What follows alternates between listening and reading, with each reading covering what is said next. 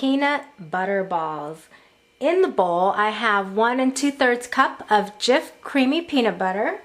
That's the regular Jiff peanut butter. This is 1 1/4 cups of powdered sugar. And then I'm gonna add condensed milk. This is a whole can, I think it's 14 ounces, of that sweetened milk. It's so delicious, and I promise you, if you lick the spoon, it's just heaven on your tongue. It's so good. Okay, I'm gonna mix this all together. Yum. I remember this treat actually from back in the 2nd grade, way back when. It was in a book called The Blue-Tailed Horse, and I know it just had the 3 simple ingredients: peanut butter, powdered sugar, and condensed milk. So a couple of months ago I finally got to making it. There's so many other recipes to do and videos to make and blah blah blah. Anyways, this will come together. I mean, look, it's so wet, right? I've only used Jiff peanut butter. You can try your favorite peanut butter and actually follow the recipe as is first, then you can start making changes. And it's just so tasty, so easy. This is no bake, no cook, just mix and roll. You gotta chop some peanuts that we'll roll the balls into. Anyways, this is a perfect snack when you have back-to-back sporting activities. Like my daughter plays travel softball, and many times we only know the first game, and the following games can be back-to-back. There can be 3 games, you know, with just 20 to 30 minutes, enough for the teams to change fields. So this is a perfect thing to eat. You get your carbohydrates, the energy from the sugar and the condensed milk and the powdered sugar, and then you get the protein and fat from the peanut butter, peanuts. So it gives the sugar some staying power. You never know how much time you have to eat between events. So this is done. I mean, look, it started as a wet mass, and now it's something that we can roll into balls. So I'm gonna set this aside and grab my tray, and you'll need a very sturdy, strong 1 tablespoon measuring spoon. Metal, preferably, or you know, the plastic spoon might break here. Here's a tablespoon measuring spoon, and I'm just gonna get a rounded spoon of this dough, so to speak. So it's rounded when a little bit comes over the rim. And then I'm just going to use my fingers and fill this tray. You can line it up. I'm lining it up close to me. So just scoop. And you can let it stay in this little mound until you've scooped up all of this dough. And that's just the fastest way to do this.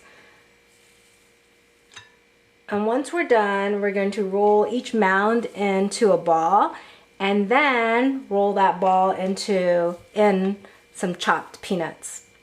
Now I use roasted, lightly salted peanuts.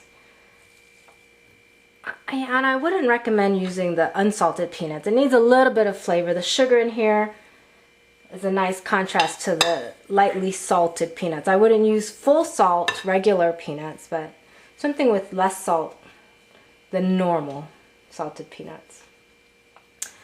And once we've rolled all the balls and peanuts, then I put these in those little mini muffin paper cups, and they freeze very well. So let me see, when I take these to travel ball, I think they eat maybe 2 dozen, and I keep the rest at home and put it in the freezer and thaw it out for the next time, or whatever, you have company or want a snack.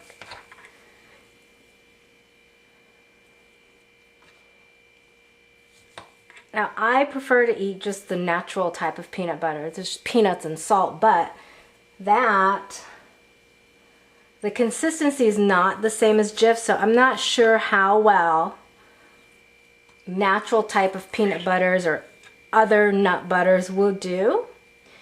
And again, my best suggestion would be to follow the recipe, and then when you know how it's supposed to turn out, you can start changing it with, you know, however you want. This would even be good, might be good in chocolate if, you know, you wanted something different. I wouldn't recommend chocolate covered peanut butter balls out in, you know, summertime softball games, but this would be a nice different kind of treat to have in cookie tins, you know. It's almost Christmas time or the holidays. You have some balls of pecan or walnut sandies, peanut butter balls, and other rolled type treats. Anyways, I'm going to finish doing this, and then I'll get back to you when it's time to shape these and roll them in peanuts. Alright, so here we go. It's not a very sticky dough, and you're going to have to, once you roll it into a ball, you can press a little bit and then roll. Then we'll press the dough into this chopped peanut. So I like to hand chop nuts. It's a little relaxing. You could put it through a food processor. Just be careful because it can get powdery. Or you have one of those gadgets where you fill this top chamber with nuts, you pour your nuts in, then you crank it out. Anyways, I mean, if you need 5 cups of nuts, it might be worthwhile to use something mechanical, but I don't mind, a couple of cups. This is 1 cup. I have another cup at the side. That way I don't contaminate chopped nuts with peanut butter, and I can save excess nuts. So it's very simple. No cooking involved, no baking involved. Something you can do ahead of time, put it in your freezer, and actually can keep the peanut butter balls on the counter for several days. There's nothing in it that needs to be refrigerated, so, and after a couple of days it's gone. Very dangerous. This is a dessert that is easy on the tongue, and what I mean is it doesn't feel so heavy, it doesn't feel so rich. You can eat ball after ball after ball, so just a heads up. Not something you want to keep on the counter for too long because you're going to end up eating it all. Alright, and that's all you have to do. Put these in the little muffin cups. You can use the plain white ones, colored ones, what have you. Store them in a freezer safe container and take out as needed.